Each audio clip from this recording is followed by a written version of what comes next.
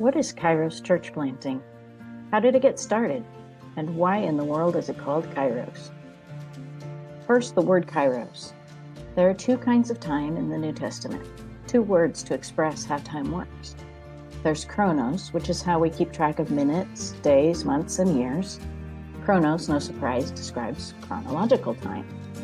And then there's Kairos.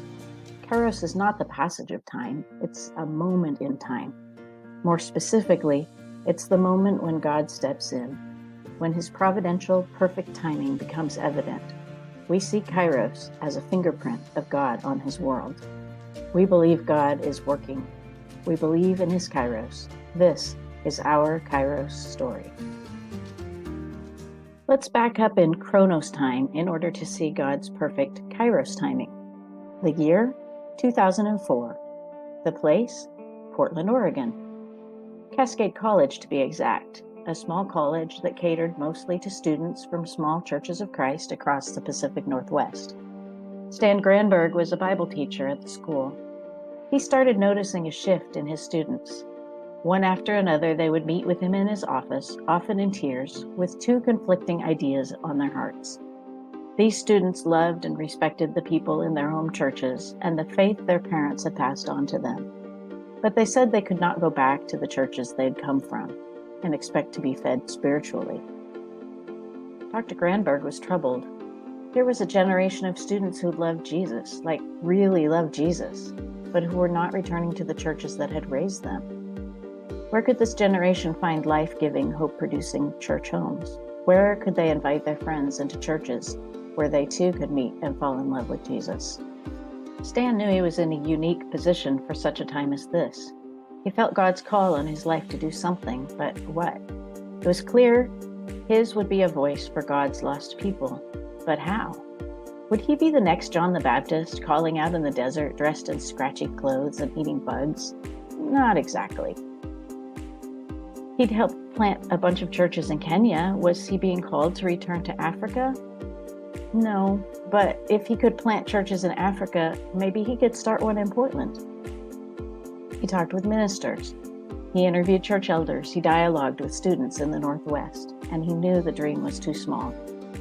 Maybe he could start several Northwest churches. He talked about it. He thought about it. He climbed the hills above Pepperdine University's Malibu campus with his friend Scott Lambert, and they prayed about it. Scott pointed across the bay to the city of Los Angeles. What about these people, he asked. How does planting churches in Oregon help people here? California needs new churches too. And so the dream expanded. New churches up and down the West Coast. It was audacious. It was ambitious, right? Stan and his wife Gina turned to the Christian church for coaching on what church planting in America might look like. They soaked up all they could learn. They leaned on the wisdom of experts. They asked a ton of questions. They gleaned advice. In Chicago, they were spurred to action by Gary Rohrmeyer, a man who had helped start 150 churches. Churches of Christ were unique, he told them. They were spread across the whole country, south to north, east to west. There were tons of them, 13,000 at the time. And what made them different from all the other Christian groups is that they had not mobilized to start new churches, which meant there was huge potential. It was time. It was Kairos time to wake up a sleeping giant. And so the dream came into focus. A dream so huge would need a lot of resources to make it happen. Without a church to back it, without funding, without elders to steer it, it was nothing but a dream. Stan and Gina followed up with some contacts who were recruiting, assessing, and preparing leaders to plant new Christian churches in Northern California. They and 5 other couples who were catching the vision headed to Vacaville, California for a planter boot camp. Maybe they could plant churches through Stadia, the Christian church planting organization. It just so happened, remember God's perfect timing, that Jimmy Adcox and Larry Deal from the Southwest Church of Christ in Jonesboro, Arkansas, were at the same event. All the time God had been forming the dream of planting churches in the Granbergs and others, he'd been working on the folks at Southwest Church too. Southwest was a church in search of a dream. The Granbergs had a dream, but were looking for a church. Jimmy described it with a story from Joshua 3. The children of Israel were eager to reach the promised land after 40 years of wandering, but there was a massive river in the way. "No worries," Joshua said. As soon as the priest's sandals touched the water, it would be evident that God had been working upstream. He was going to stop the water's flow and let it form a pile upriver, and that's exactly what happened. God stopped the river upstream at the exact moment to allow the Israelites to cross into the promised land on dry ground. God was working upriver, Jimmy said. He did it then, he can do it now. God had been preparing the Southwest Church to do something huge, something once in a generation, something to make an enormous kingdom impact. But what would it be? With faith that God would lead them to his perfect will, the church started a capital campaign to raise $1 million for the dream that God would show them. When they heard the dream of planting churches across America, they knew this was it. This was the dream God had promised. It was a true Kairos moment. It was evident God had been working upstream and down. The Southwest Church backed the brand new Kairos Church Planting with $1 million to begin work in 2005. Kevin and Brenda Woods of Vancouver, Washington were the first church planters to commit to starting a new church. Renovatu's Church of Christ was built around the belief that God's restoring his people to their original intended beauty. One of their core themes was that God is with his people as they wander in the wilderness. Maybe not by accident, Renovatu's has had 4 homes over the years, each one a temporary tabernacle of sorts for the people of that neighborhood. Other churches followed soon after: Agape Church of Christ in downtown Portland, Cascade Hills, Soma, and Sherwood Church of Christ in other Oregon towns, Way of Life Village in South County in California, Ethos in Nashville, Tennessee, Kairos in Pennsylvania, Gateway in New Jersey, Bridgeway in Maryland, Renovo in Puyallup, Washington, and many more. Each church had its own flavor, shaped by the church planter, the launch team, and the culture they were going to. These planters dug into their communities. They became chaplains, community leaders, police advisors, advocates for the homeless, the abused, the invisibles. Some of the churches were small, some of them were large, but all of them were reaching new people with the good news that Jesus saves. Over the years, Kairos has assessed more than 200 leaders at Discovery Lab, trained over 230 people for new church leadership, and helped resource hundreds of existing churches. Other new churches have grown up in Rhode Island, New Hampshire, Eastern and Central Washington, and other places. Every one of these churches represents at least one Kairos moment. Ask any church planter and you'll hear a story of how God, in his perfect timing, called them into the work they're doing. Ask the Kairos staff and they'll tell you tale after tale of God stepping in. He's still active. He's still working upstream. He's still orchestrating Kairos moments. What are your Kairos moments? Could this be one?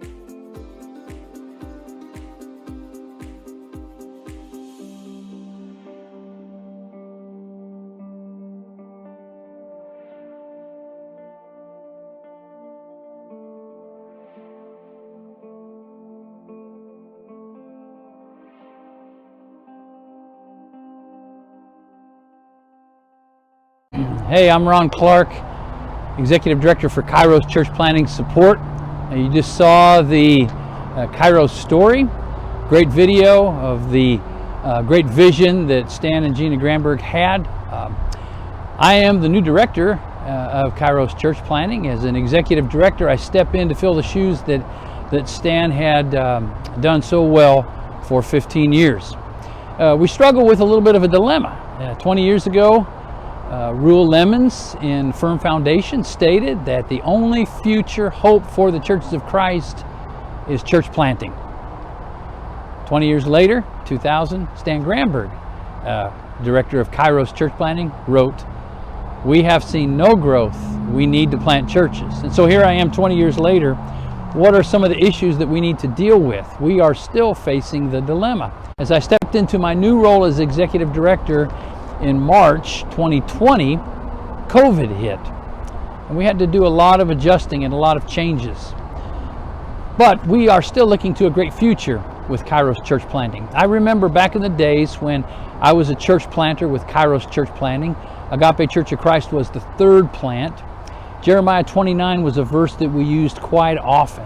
Settle down in the city of Babylon, build houses, bless your city, because if you bless it, I will bless it. And the word shalom is used 3 times in that text. And the point that we believed was our role was to bless the cities where we were.